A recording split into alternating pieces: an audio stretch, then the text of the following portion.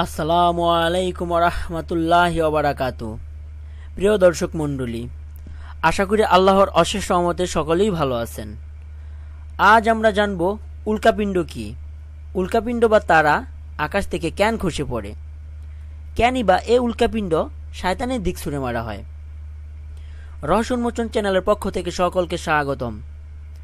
ছোটবেলা থেকে আমরা সবাই একটা ঘটনার সঙ্গে পরিচিত, তা হলো আমরা রাতের বেলা আকাশ থেকে তারা বা উল্কাপিণ্ড খসে পড়তে দেখি। কোরআন এবং বিজ্ঞানের আলোকে আসুন জেনে নেওয়া যাক এ উল্কা বা তারা কেন খসে পড়ে, কেনই বা এ উল্কাপিণ্ড শয়তানের দিক ছুঁড়ে মারা হয়। ভিডিওটি না টেনে সম্পূর্ণ দেখুন, অনেক তথ্য জানাতে পারবো ইনশাআল্লাহ।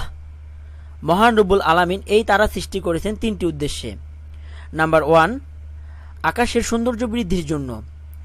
নাম্বার 2, আকাশে পথ নিয়ন্ত্রণ নির্দেশের জন্য। নাম্বার 3, শয়তানের দিক ছুঁড়ে মারার জন্য। আসুন এবার জেনে নেওয়া যাক এই উল্কাপিণ্ড শয়তানের দিক কেন ছুঁড়ে মারা হয়। জাহেলি যুগে উল্কাপিণ্ডকে অশুভ লক্ষণ মনে করা হতো।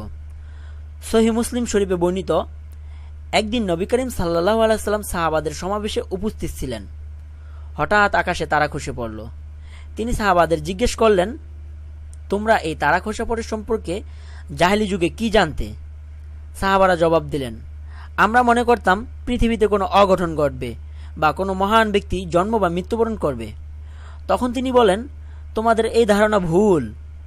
নবী করিম সাল্লাল্লাহু আলাইহি সাল্লাম জন্মের পূর্বে আকাশ ছিল উন্মুক্ত, তখন শয়তান আকাশে যেতে পারত। যখন মেঘের আড়ালে ফেরেশতারা আকাশের ফায়সালাসমূহ আলোচনা করেন, তখন শয়তানেরা শূন্য থেকে তা চুরি করে শোনার চেষ্টা করে এবং কিছু শুনেও ফেলে। তারপর তারা এই ফায়সালাসমূহ গণক বা জ্যোতিষীর কাছে পৌঁছে দেয়। তারপর জ্যোতিষীরা সেই শোনা কথার সাথে জ্যোতিষীদের শত মিথ্যা কথা মিলিয়ে মানুষের মধ্যে প্রচার করে, মানুষকে বিভ্রান্তির দিকে ঠেলে দেয় এবং মানুষ পথভ্রষ্ট হয়।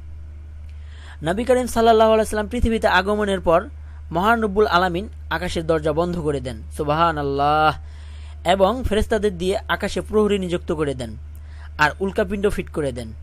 তারপর থেকে শয়তানেরা শূন্য থেকে ফেরেশতাদের এই ফয়সালা শোনার চেষ্টা করলে এই উল্কাপিণ্ড মহান রব্বুল আলামিনের নির্দেশে শয়তানের দিক ধেয়ে আসে, যা আমরা অগ্নিশিখার মতো দেখতে পাই।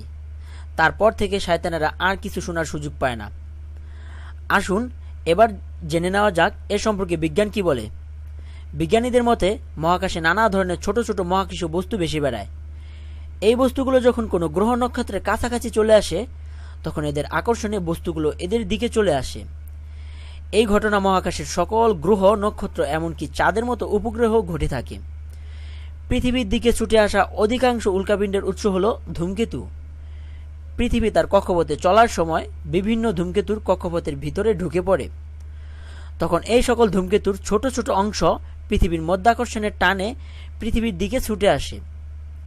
পৃথিবীর দিকে ছুটে আসা এই বস্তুগুলো যখন পৃথিবীর বায়ুমণ্ডলে প্রবেশ করে, তখন তা বায়ুমণ্ডলের সাথে এদের সংঘর্ষে তারা উত্তপ্ত হয়ে ওঠে এবং একসময় তাতে আগুন ধরে যায়।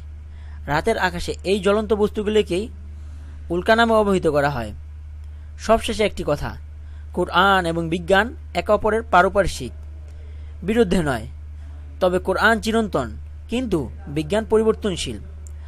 আসুন আমরা সবাই কোরআন এবং হাদিসের আলোকে জীবন গড়ি। ভিডিওটি ভালো লাগলে অবশ্যই সাবস্ক্রাইব করবেন।